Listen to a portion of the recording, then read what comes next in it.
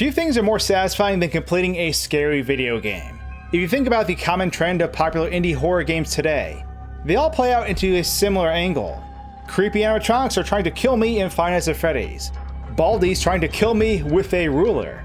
Bendy is trying to cover me with ink and stuff. AKA, something is out there trying to kill me and I'm just barely escaping it.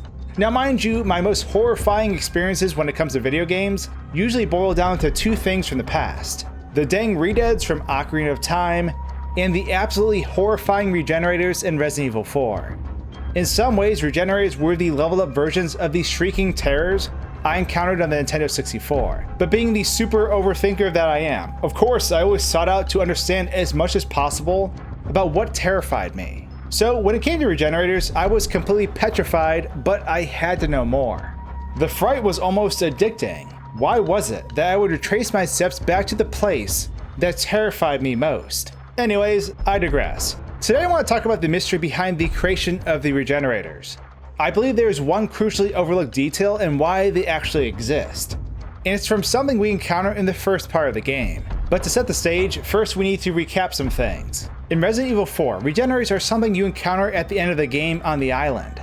The first one you come in contact with is actually in a sealed room on a table. You waltz into the room, check the door and see that it can't be opened, and then head to the adjacent room and complete a small puzzle.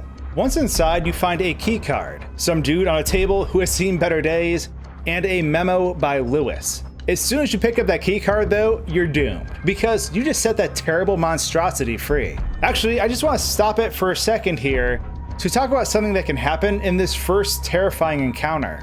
As if fighting this Regenerator wasn't horrible enough, there's actually a way to spawn an invincible Regenerator in this room. Basically, the Regenerator moves off the table and stands against the door the moment you pick up the key card. However, it actually can't be hurt until you manually leave the door to go back to the main room. Now, if you clip out of bounds, either through hacking or figuring out a way to do so, and you enter the main room again, you'll find that the Regenerator has been brought to life and is waiting for you to step outside.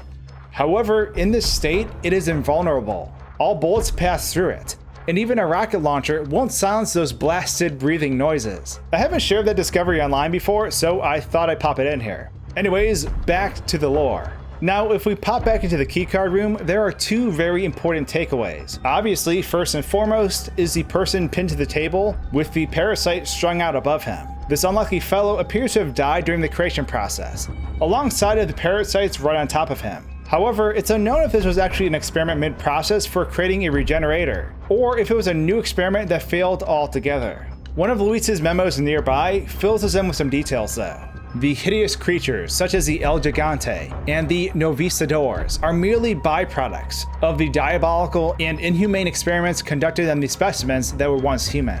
But there's one type of creature that clearly distinguishes itself from the rest. These creatures are called Regenerators. Regenerators have a superior metabolism that allows them to regenerate their lost body parts at incredible speeds. I've never seen anything like it. It is this characteristic that makes them almost invincible to conventional weapons.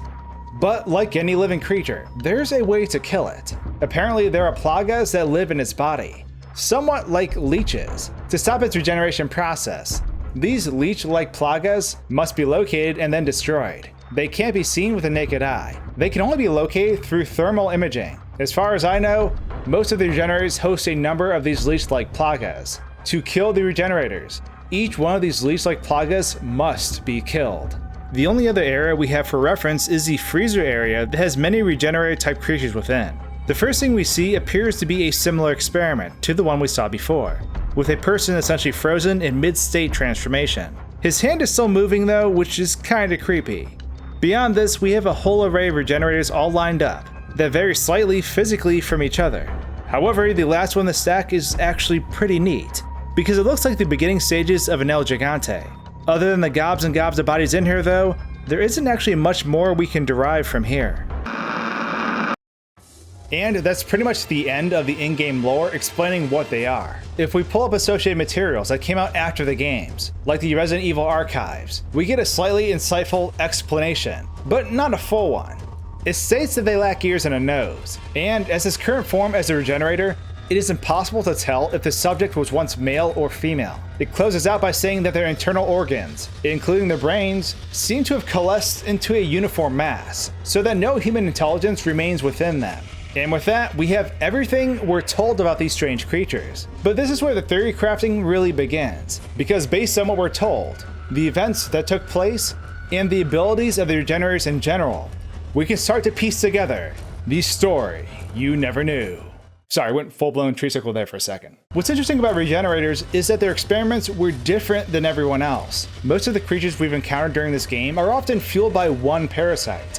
However, Regenerators can have up to 5 smaller ones. And these smaller ones take the form of what appears to be leeches that can mask themselves from our visible light spectrum. With these parasites alive and well, the Regenerator is an unstoppable creature because these parasites override the body's hormone output and is able to regenerate lost limbs that it wouldn't normally have the ability to do so. But that's a little weird, no? Up until this point in the game, none of the parasites have been able to regenerate at all. A few well-placed rounds in them ends both the parasite and the host they occupy. This creature is different though. In rare cases, eliminating all the parasites within a Regenerator can still cause it to not die. It will be at very low health, but it will still come after you. For those who watched my last podcast video, you'll remember that these beings do derive truth from certain pools of parasites that exist in real life. If you haven't watched that video, I highly recommend you check it out. To connect the dots with Regenerators though, we basically need to do the same thing. Let's start with why it's important that the parasites within the Regenerator are referred to as leeches. I don't think this was simply just something that was thrown into the mix. Leeches in general have interesting abilities, especially around the concept of regeneration. The abilities of leeches have perplexed neurobiologists for quite some time, and they have been a focal point for studying because scientists want to know how they can replicate that effect in humans. The spinal cords of mammals do not repair themselves when damaged. But what if they could? Well, I think that's what this research for Regenerators in Resident Evil 4 was going towards. They were working on a way for lost Plagas to make their hosts extremely durable to modern weapons. If you could amass an army of super soldiers who could be mind controlled, no one could really stand in your way. The problem with this research though is that it failed miserably. The human brain was destroyed in the process, and there was nothing left to control. Primal instincts governed the creature, as it simply sought out its next meal.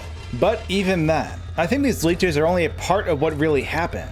Because to understand how Regenerators came to be fully, we actually need to take a trip back to the first act of the game. By the lake, to be precise. I'm not so sure our encounter with Del Lago was completely random in nature. And what I mean by that is, isn't it random that the creature we fought is a salamander of all creatures? I mean, a giant crocodile, snake, fish, etc.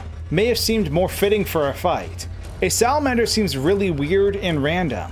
But again, if we step away from the game and take a look at this from an actual biology perspective, salamanders are fascinating. If you haven't looked into salamander limb regeneration, I highly recommend doing so.